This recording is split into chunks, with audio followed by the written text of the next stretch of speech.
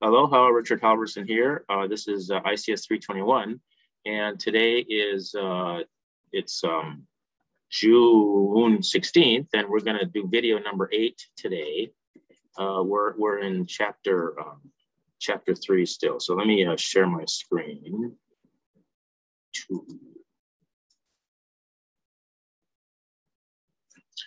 All right, so we're going to do chapter 8, and we're going to start with section 3.5, I guess. So let's go back and remember what 3.4 was. Let's see. So we are still in. We're in here. So we're still covering here now. You know, this normalization by projection is really a good thing. Is like a capstone assignment for this chapter. So I'd really like to get through, even though it's late, June 22nd. When's that? Well, you know, recall that these quote due dates are not really, you know, due dates where, like, if you finish it after the due date, you get points off or anything like that. There's nothing like that in this class. Finishing is simply doing it on your server, and then you don't have to do anything else because then I go in and I look at everybody. I mean, there's lots of people. You know, it's nice when you put in there that you're done, because then if I go in there and there's something missing, then I can tell you. Right? But if you don't put in there that you're done, I'm going to look anyway. So if you are done, you know, I'm going to, because like a lot of people don't put anything in there. So, you know, so anyway, but anyway, I'll show you how to do it next time, which would be, it's due the 22nd, which is, oh, that's the end of this. That's the end of here. So yeah, we got plenty of time. All right. So, let's go back, and we were at section 3.4. So let's remind ourselves what it was. Here we're talking about independent and dependent entities.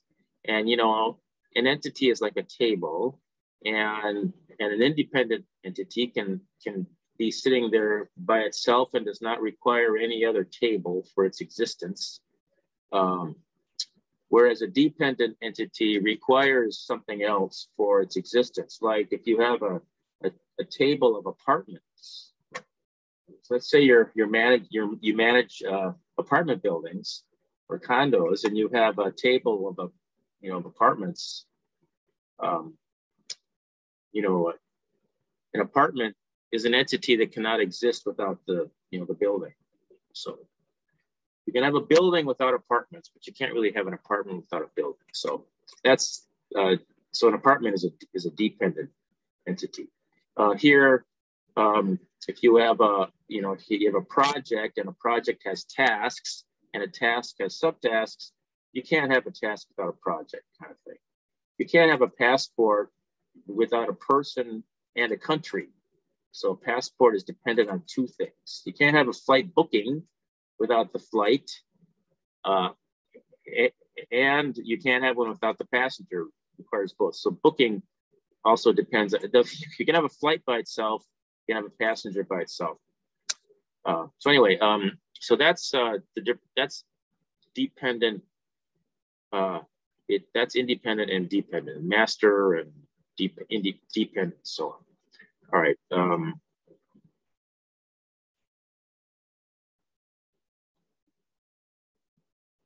Then there's this weak and strong. What was that? There's so many of these. Independent variable entities are strong and dependent entities are weak. Okay, that's just another just way to describe that relationship.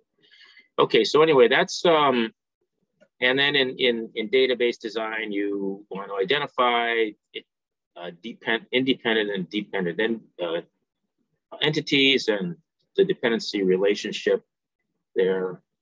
And then if you're in the mood for documenting or you have to document, you then document. All right, so I think we probably did this last time. Let's go on to supertype and subtype. An entity type is a set of entity instances, and a subtype is a subtype entity is a subset of another type of entity. And if there's a subset entity, then it is a subset of a supertype entity. And for example, managers are employees. We have the set of employees, and within the set of employees, there is a set of managers. And so managers is a subtype entity, and employees would be a supertype entity. And in ER diagrams, subtype entities are drawn within the supertype. So it looks like this. So for example, a vehicle, there's electric vehicles and there's gas vehicles, and these are subtype entities of the supertype entity vehicle. And so a dependency relationship from subtype to supertype is called an ISA. And so a gas vehicle is a vehicle. Subtype is supertype. Electric vehicle is a vehicle.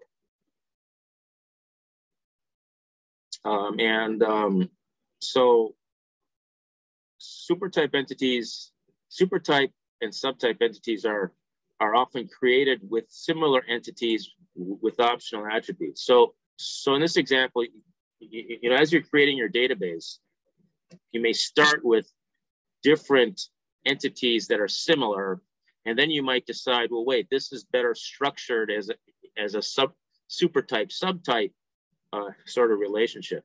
So in an example here, let's say you got, you know, 3 types of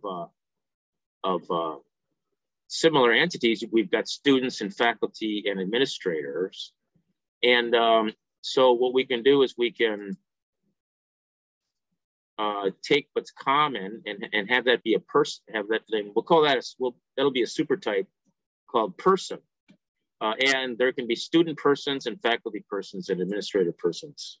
And I guess these are mutually exclusive.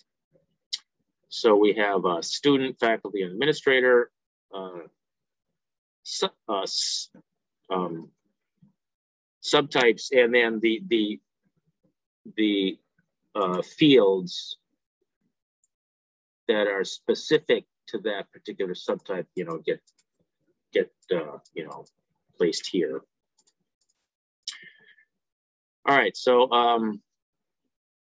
an entity with many optional attributes also suggests a supertype suggests new supertype and subtype entities.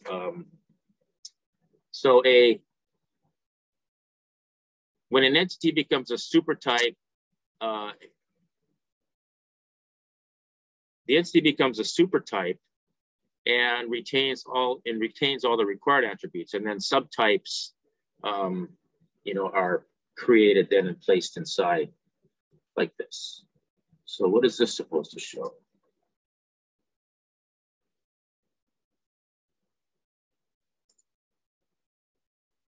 Sure. Okay. Let's see. So now there's these things called partitions, and these are like just like radio buttons, if you want to think of it that ways. A partition of a supertype entity is a group of mutually exclusive subtype entities. They're mutually exclusive, and so that these type of subtype entities in a partition cannot share common instances. Like here in this example, the partition is, there's 2 partitions. There's credit card partition. No, there's credit card type partition, and there's credit card vendor partition, or you might call it sponsor code, I guess. These are sponsors, I guess. And so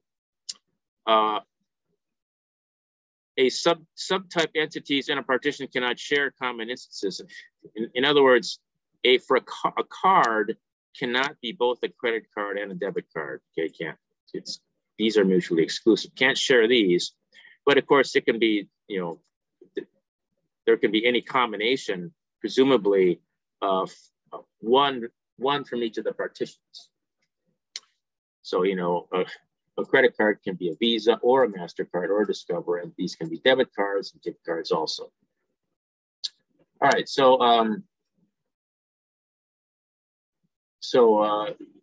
for example, for a student, okay, so for example, you may have a student.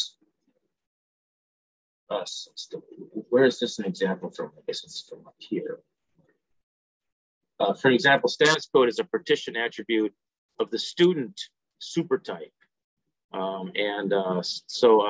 So you may have a student, you know, a partition attribute can perhaps partition the student into, you know, the level that they are in school. How many classes, you know, they can be under lower division, you know, it would be like freshman, sophomore. Upper division can be like junior, senior, and then graduate would be, you know, after you get a bachelor's degree and so on. And so there can be codes for that. All right. So an entity instance can be in two subtypes. No, this is a false, but it can be in two subtypes of different partitions. Yes, that's true, of course. All right. So, and then this is how you'll notice at the end of each of these chapter 3 sections, there's this little table here and how we take what we learned up here and apply it to the database design. So we first identify the supertypes and the subtypes, and then we replace similar entities and optional attributes with the supertypes and the subtype entities. We identify the partitions and so on, and then we document. All right, so this is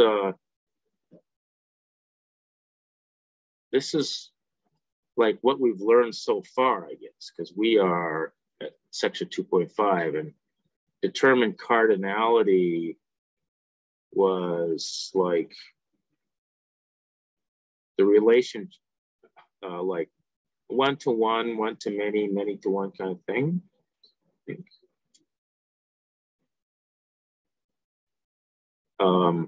You know, determining those parameters, maxima and minima, and list standard attribute types.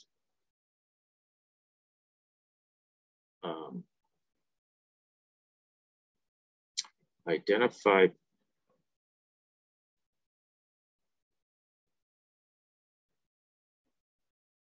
is this one? Yes. Determine dependency relationship for each dependent entity. Distinguish between independent and dependent entities. I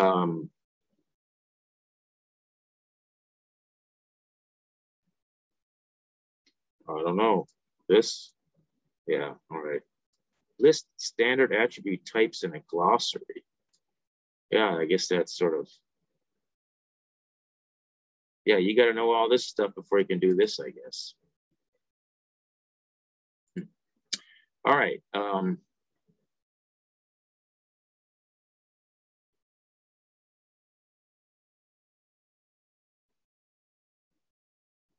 So you can do this one.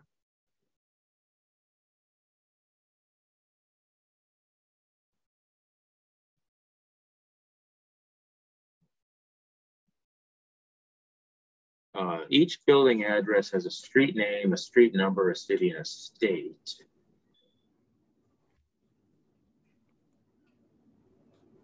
The address of a house may include a designation such as A or rear.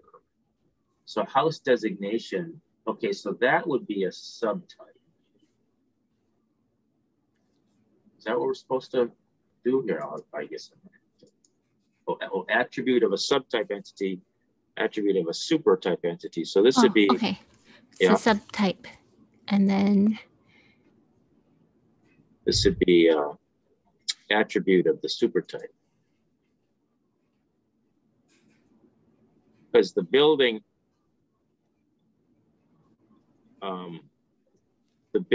address is this.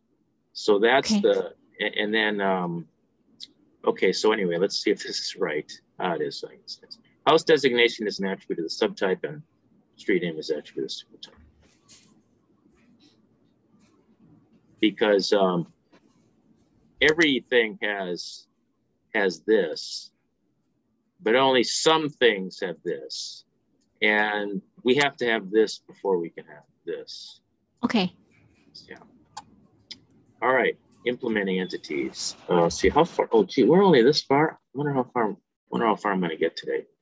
All right. Selecting primary keys. You know, we talked about. I think we kind of cover the same stuff in chapter 2, but sort of from a different direction. So when we're deciding on the primary key for a table, let's see, primary keys should be, you know, that's a single, or that is a column or combination of columns that we define. We say, okay, this is the primary key, and the that column or combination of columns will uniquely identify that row, will uniquely identify that instance, that instance of that entity. And so primary keys must be unique and not null, of course, and not a non-null column is equivalent to a required attribute, you know, so it's required. So primary keys need to be unique and they need to be required. Now, in addition, primary keys should not change. Because if they can change, then that can cause problems. Like if you have a primary, they should be simple, and if you can get by with a single column, of course that's better, and something that's smaller rather than larger is better also, because primary keys are used. You're all constantly searching and matching up the primary keys of records with other records in other tables. You know, you're constantly doing that. And so to make it easier on the database engine, you know, small, simple primary keys are better. And yeah, this third word though, the meaningful, should that be meaningless? Because some of the answers. Yeah. Yes, it should be. Yes, it should be meaningless. It should not be meaningful. There should be an absence of meaning. Yeah. So, okay. Stable, yet simple, yet meaningful. Okay. Yeah. So yeah, you're right. Yeah, you know, that might be a good suggestion.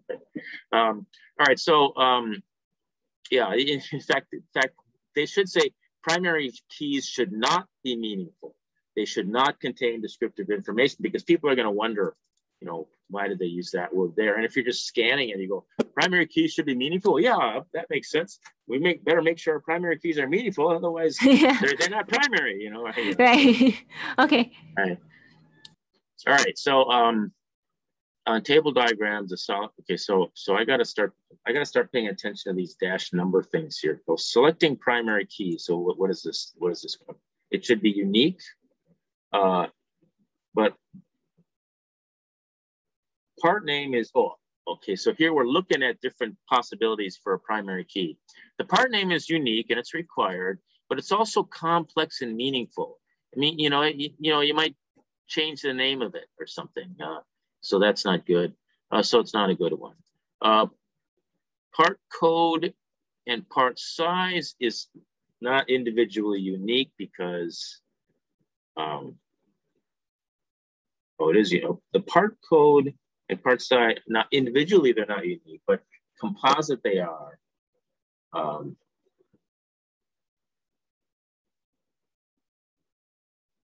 So what do they say about that?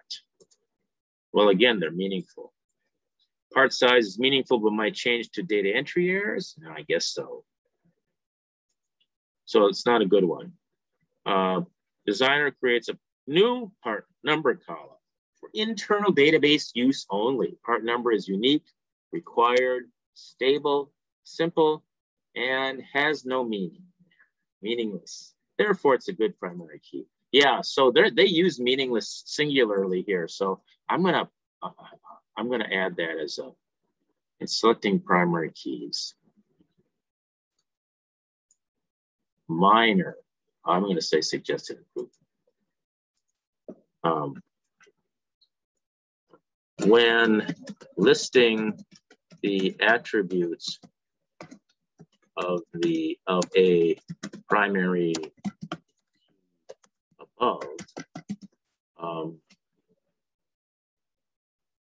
stable, simple, stable,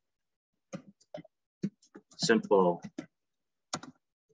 and meaning.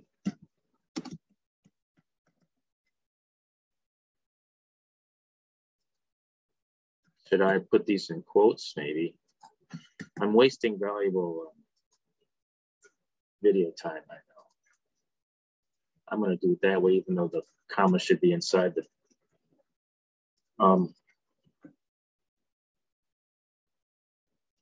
May be better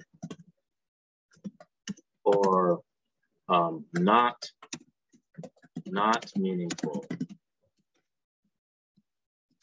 Does meaningful have one L in it? Yes. Instead,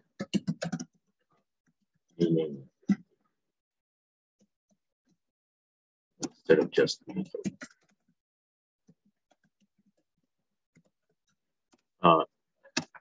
And meaningless. Am I? Meaningful, not meaning. When listing attributes of a primary key above,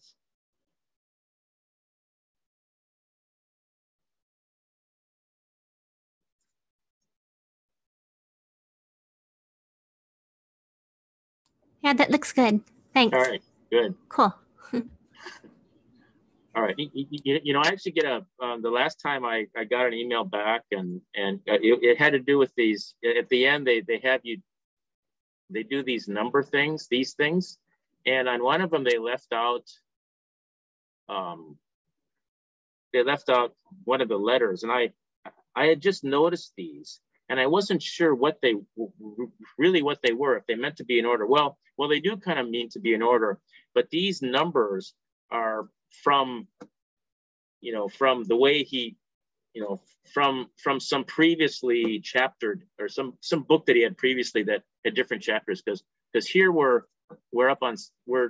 doing 5 and then I guess we're already up to implementing entities, but like anyway, so but they actually got back to me and said, okay, we'll pass it on to the author, and so that's just a simple thing. Cool. Not very important. Okay.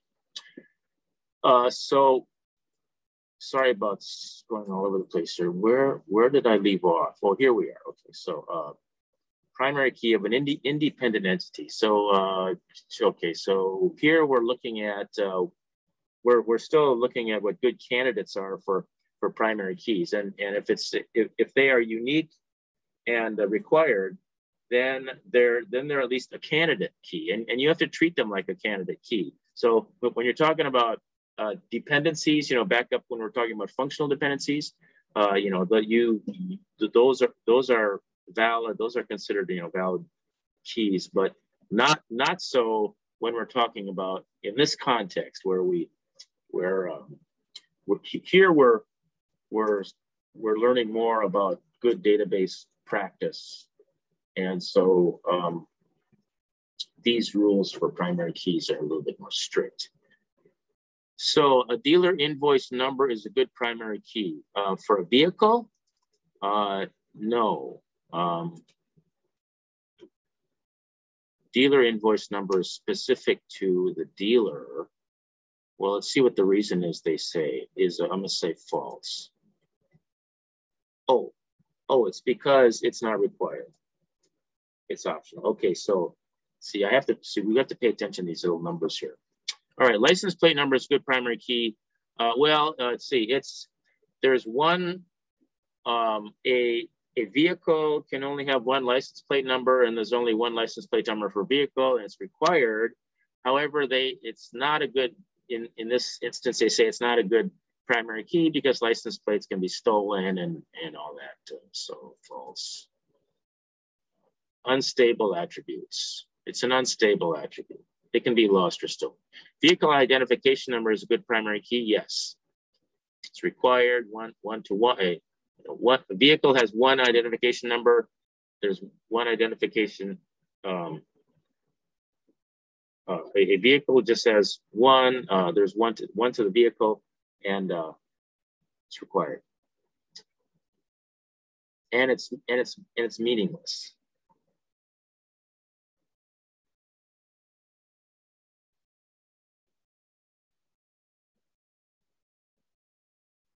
Well, it's actually meaningful. It says it's meaningful. And it also says it's not simple, but it's commonly used. So overall, it'd be a good primary key. See, this section is ambiguous. A composite would this make a good primary key? Manufacturer name, make, code, and year number? No, I think that probably there might be many of the same made in a year from a manufacturer. Okay, here, a new artificial key is a good primary key. Well, that's yes. And in fact, that is meaningless. It's simple. You know, you make it required. But you know, since we have this one here, so anyway, all right, implementing subtype entities. So a subtype entity becomes a subtype table and is implemented where the primary key of the subtype is the same as the primary key of the supertype of which it's a part. And this primary key, so we're talking about this being a separate table. Okay, so there's a passenger table that has a bunch of information about the passenger that's unique to the passenger. And then there's another table called the mileage plan member table.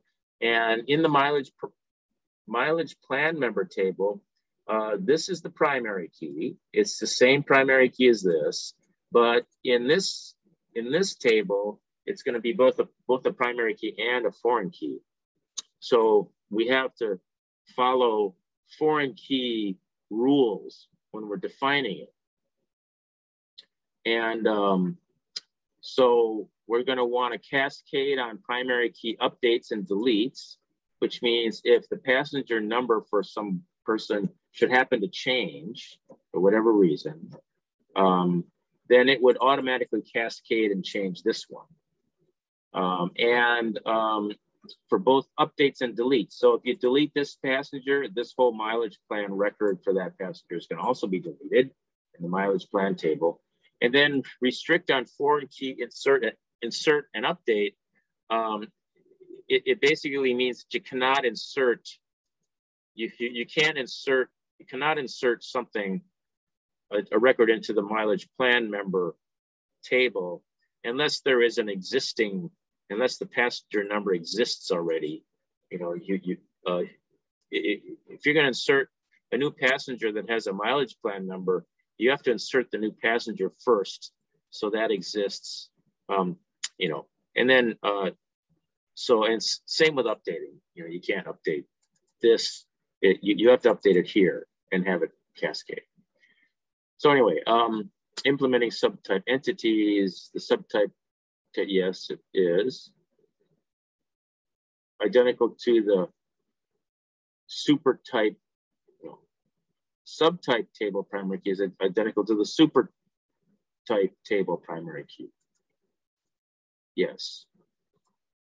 All right. Implementing dependent So a dependent entity becomes a dependent table, and the primary key is usually a composite. It's usually a composite. One component is a foreign key into the master table. It's a foreign key into the master table, the primary key of the master table. And then there's usually another column that makes the composite key for the dependent table unique. Take for example, you have a restaurant, and you have and an entity can be an order, like an order slip. And on the order slip, you have a bunch of dishes that were, wait a minute, that's not a good example. You have an invoice, and on the invoice, you have a bunch of items.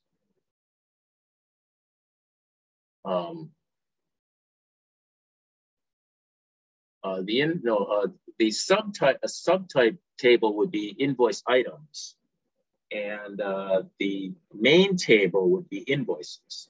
So you have a main table, which is invoices, and you would not, in that table, you would not have all the items that were on the invoice. There can be, it can have one item, or it can have lots of items on the invoice.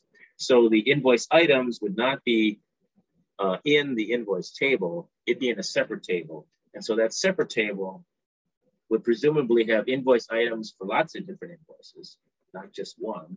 So the primary key for that invoice table, or invoice items table, would be the primary key of the invoice table, which is what we're talking about here.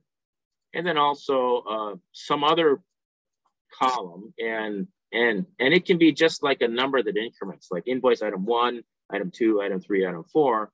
And then, so that's the second part of the composite primary key.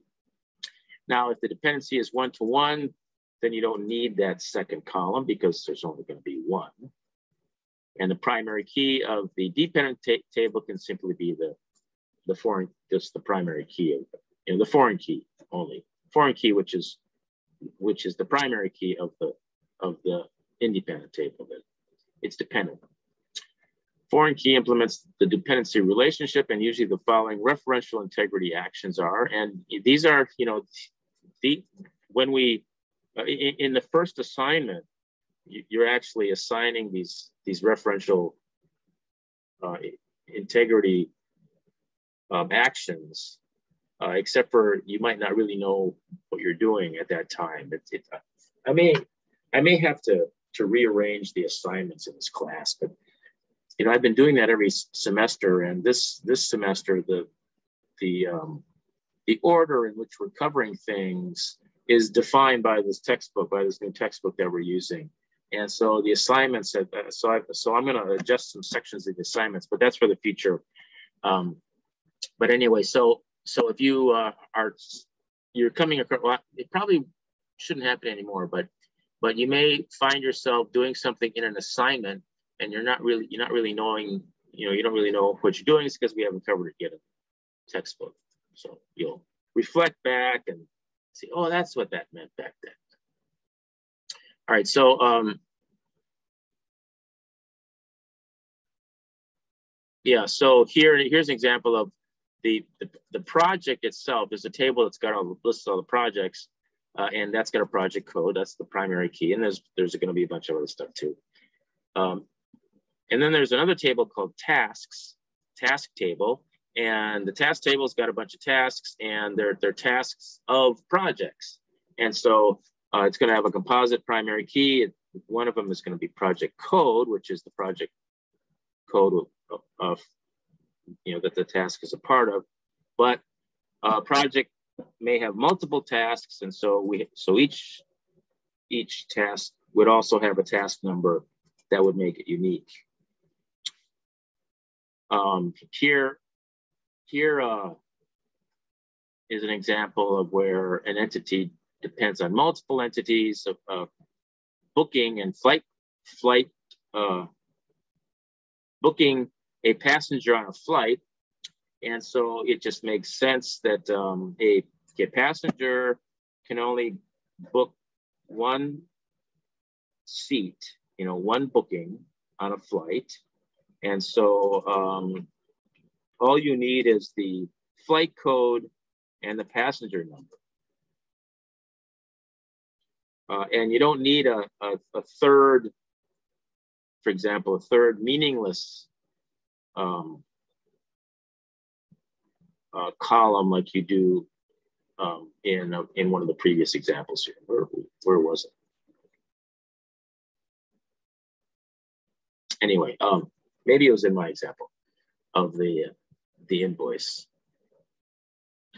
All right, so here's a primary key of a dependent table. Okay, so refer to the runway dependent entity below. Okay, so you have this airport, and you have this you have the airports have runways, and so there's an airport code is associated with a single airport, and an airport only has one airport code, and it's required. Okay, so that's why 1-1 parentheses 1. Same with airport name. With runway quantity, it looks like it's you may not have any runways, I guess.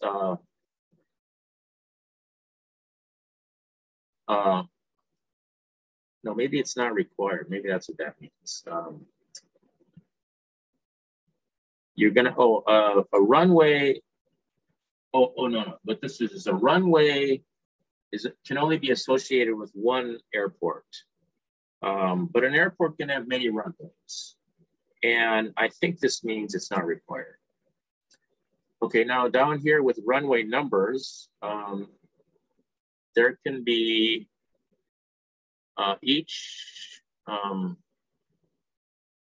each runway only has one number, but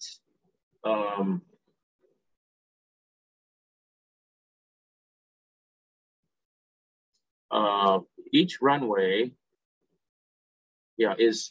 only has one number associated with it, but there can be many runways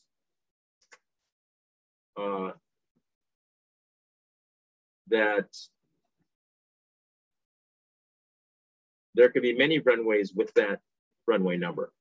I think that's what that means.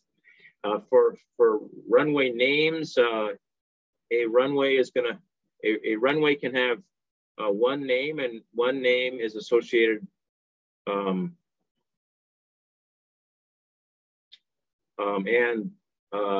a name is only going to be associated with a single runway, but it's optional. So that's what the 0 means. And then the federal runway code, it looks like every runway has exactly one federal runway code, and there's every runway has one, and a federal runway code is associated with only one runway, and it's required. So this would be a good. This here would be a good primary key for runways. Otherwise, the primary key is going to be the airport code plus the runway number. Okay, so what does this say? Airport code runway name? No, that's good because the runway name is not even required. So that's false. Airport code and runway number? Yeah, I think that'd be a good primary key. I might be wrong though. I'm going to say true. Good. Yes. It's unique and a good primary key, assuming runway numbers are unique. Airport name, I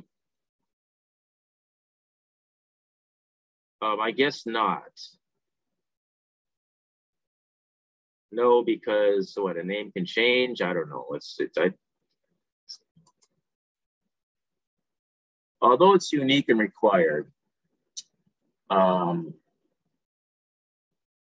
it's because it's not the primary key of the master table. So that's why it's not a good choice. Airport code is the primary key of the master table. So if you're going to use you should use, if you're going to use a composite primary key where one of the components identifies the airport, then you should the identification should be, you should use the primary key of the airport and not some other required unique field. It's required and it's unique, but it's not good because it's not the primary key of that table. Okay, so yes, this is a good primary key because it's meaningless and simple and all that. No, this is not a good one because an airport can have more than one runway with the same direction code. The directions that the planes aim at when they take off and when they land. It's the wind is coming at them. All right. So here is the steps for applying what we learned here to the database design. First, you implement the independent entities as tables, create the keys, implement the subtype entities as tables, implement the dependent entities as tables, and then specify the foreign key relationships.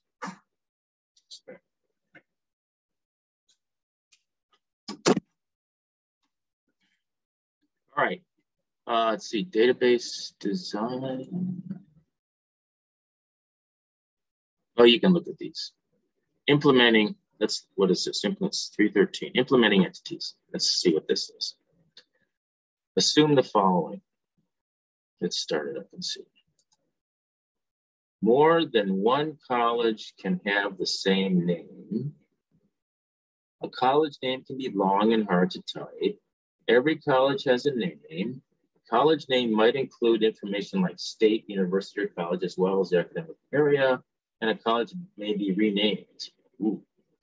Okay, which of the following properties does the college name attribute have?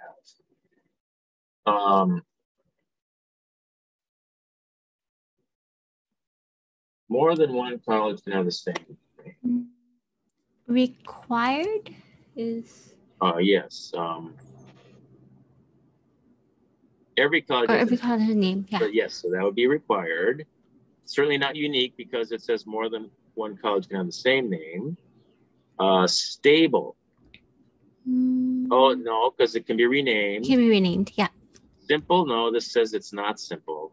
Meaningless. Yeah. All right, so that looks like that's the answer there. All right. Okay. Yeah. Should we do the next one? Okay. Sure.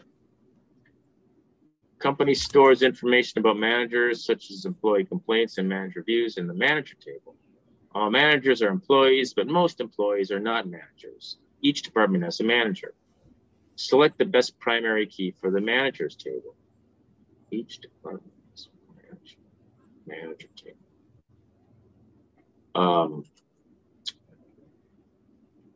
Each department has a manager.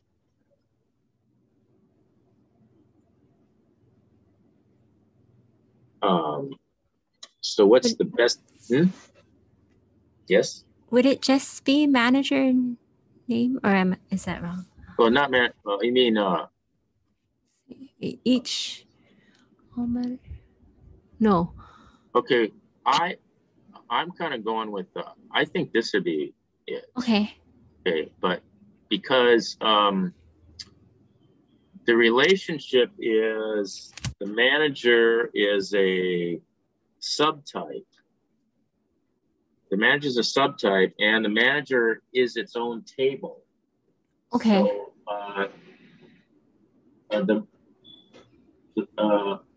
the manager's table does not contain, all the important stuff about that manager being an employee. The manager table only contains stuff that's relevant to being a manager, which is, complaints and reviews.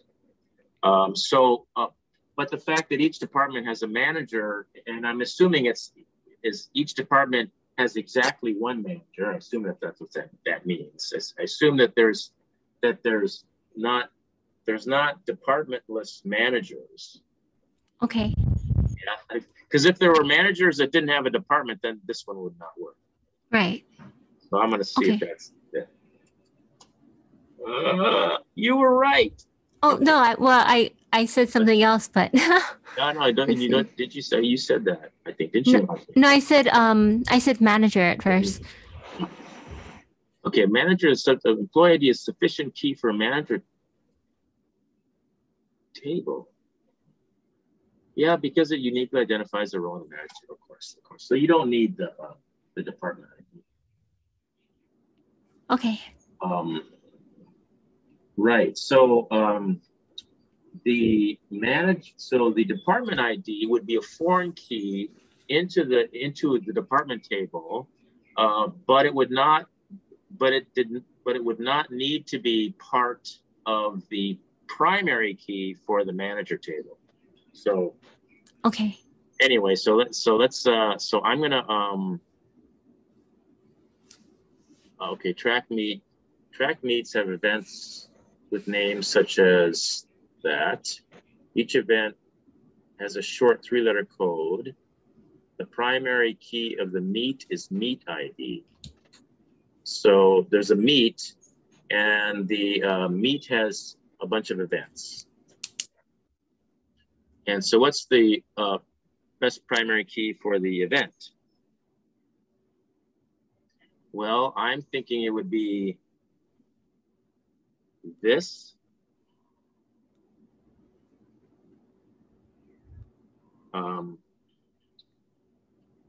Okay.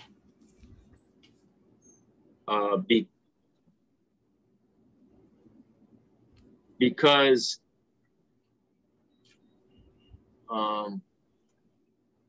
okay, I am assuming that a meet can have more than one event.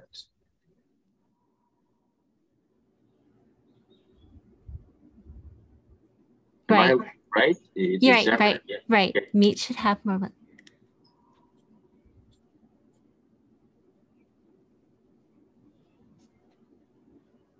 Yeah, all right. I'm gonna say this. All right. Okay. Did you get the when you do it? Are you gonna get exactly the same ones, or do you get different ones? I get some different ones. Sometimes you get different ones. Huh? Yeah. Oh, good. All right. Okay, it's 3:09. I guess we got some more time here. Okay, here's implementing relationships, and there's some pretty good rules in this section. So this is a good section to go through. What's after this? 3.8. Oh, good. We're gonna have the next class session. We'll have this normalization chapter is pretty short. So we're gonna. Today is the first class of this week. So the class tomorrow will easily be able to finish this chapter. All right. So implementing relationships. So for implementing many-to-one relationships, the implement relationship step converts relationships into keys or tables depending on the relationship cardinality. And if there's a one in it, like if it's many-to-one, one-to-many, or one-to-one, then it's usually just a column, key, a foreign key. There's a foreign key involved. If it's many-to-many, then there's got to be a table stuck in the middle. So we have a table stuck in the middle that's got a composite primary key, one for each of the table that it's connecting. So many-to-one or one-to-many relation becomes a foreign key. It's kind of a weird way of expressing it, but I guess I could see that. The foreign key goes in the table of the many side. So, and that makes sense. The foreign key refers to the primary key of the one side, and the foreign key name is the primary key name with an optional prefix. Okay, so this is just convention. The prefix is derived. Okay, so here we're saying that the primary key, so we have an airport code. So we have, many flights can arrive at a particular airport. So So it makes more sense to have the airport code in the flight table than it does to have the flight code in the airport table. And if having the flight code in the airport table doesn't make sense because you'd have to have so many, you'd have to somehow know what's the maximum number of flights that arrives at the airport, but since a flight is only going to arrive at one and only one airport, then it makes sense to put the airport code over here on the many side. So it's a foreign key, and so we have the airport code here, and in this convention that they're talking about that they like, you put a prefix here. So you put the word arrival in front of the name of the primary key of this table. There's advantages and disadvantages to that. If you have the same name, you can do natural joins.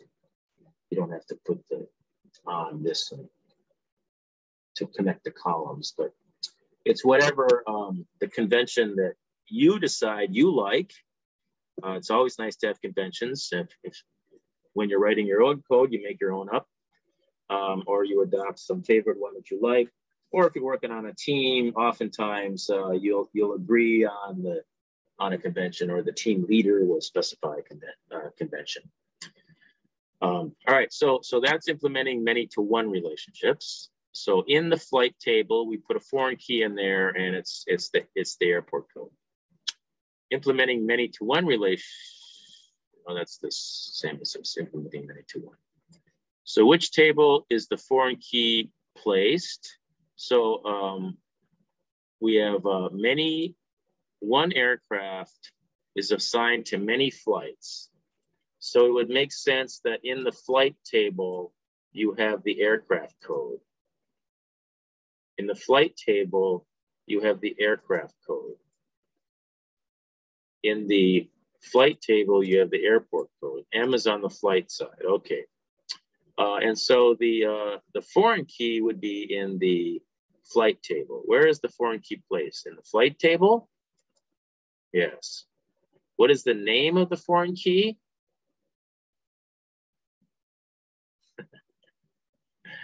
Well,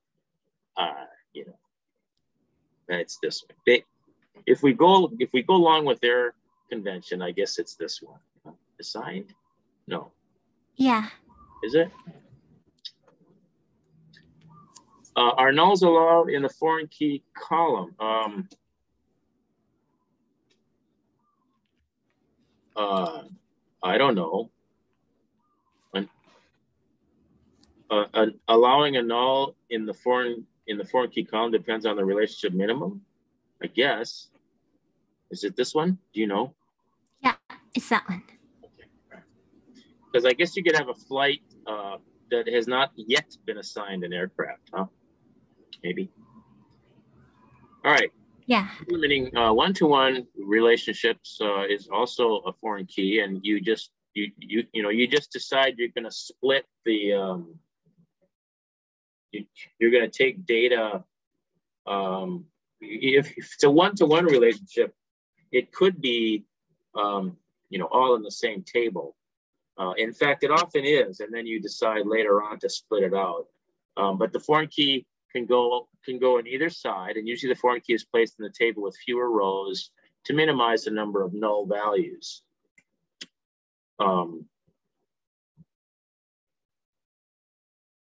I guess, yeah, that would make sense. The foreign key refers to the primary key. Okay, so let's say you have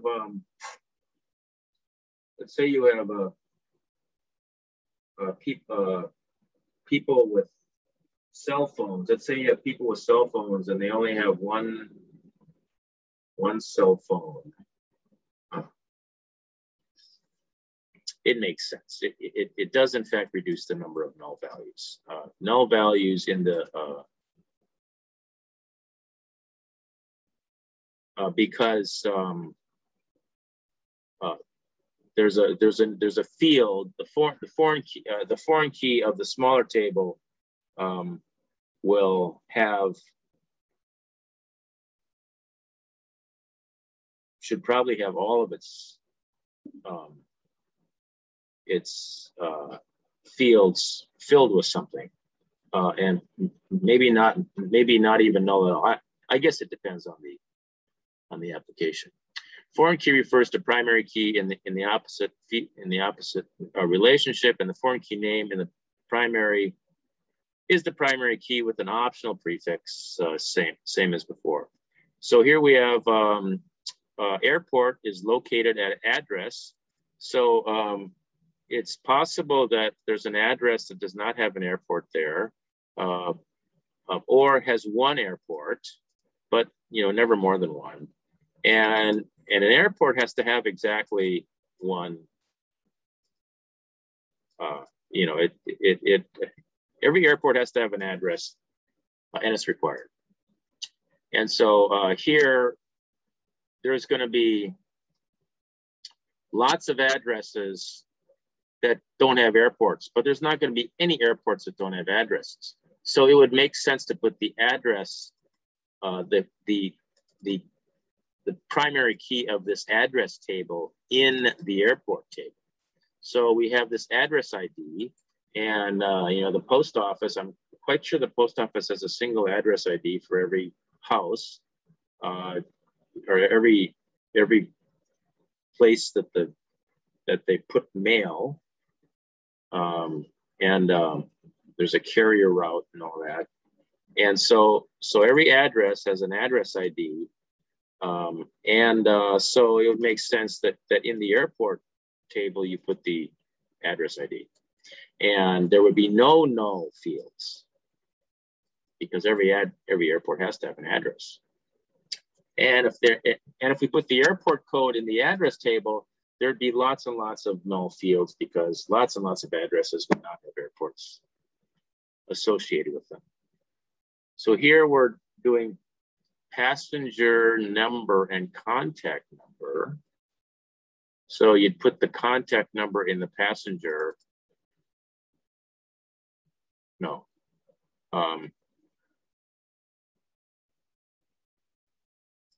The contact table has to have, so here we put the address code in this side. So here we'd put the passenger code in the contact table, because you would not have let's see if that's right. Which table is the foreign key placed? I would say the foreign key is placed in the contact. Yes. All contacts are related to a passenger, but not all passengers provide contacts. So contact has fewer rows. Yeah, and then you can do these. Implementing many-to-many. Okay, so for many-to-many, you have to have an additional table. And this table can also have additional information that relates to both, that relates to the flight itself. An airline flight, which is the flight of an airline, and there can be other information in this table here. So the new table contains two foreign keys referring to the primary keys of the related tables, and the primary key of the new table is the composite. So it's a composite of this primary key and this primary key. And it's dependent on the related tables. So the primary key cascade and foreign key restrict rules are specified. If you delete a flight, you end up deleting something in here, so on. If you change the flight number of a flight, it's going to change in here, and so on, cascading. The new table name consists of related table names with a qualifier in between. Sure, that's convention. All right, so a passenger can have many credit cards on file, and a single credit card can be issued in the name of many passengers. So, so I share my Citibank, my Costco Citibank credit card with my wife, and it's the same number on both cards. But I also share my Capital One credit card with my wife, and she has her own number. So it's not entirely true that a single credit card number can be issued in the name of many passengers, but lots of credit card companies, that's true. So here we have this where, so refer to the new table implementing the many-to-many relationship. Owns, okay, it's owns, it's going to be the name of the table. What's the primary key of the new table? Well, it would be this. Oh, yes. Passenger number, credit card number. Oh, it's the end of the, okay, I'll quickly finish this. What are the foreign keys in the new table? The same ones. And what is the name of the new table? Well, you can answer that one. So this is how you apply what we learned here when we implement them, and we can go over this next time. You can do this. You should be able to do this. All right. Okay. So do you have any? If you had questions, you'd have asked them along the way. Yeah, I think that was really helpful. Yeah. Okay.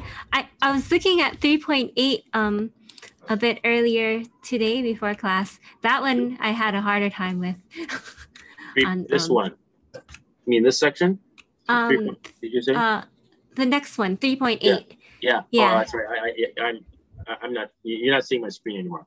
Yeah. Okay. Well, I'll be sure to speak clearly and succinctly when we talk about that tomorrow.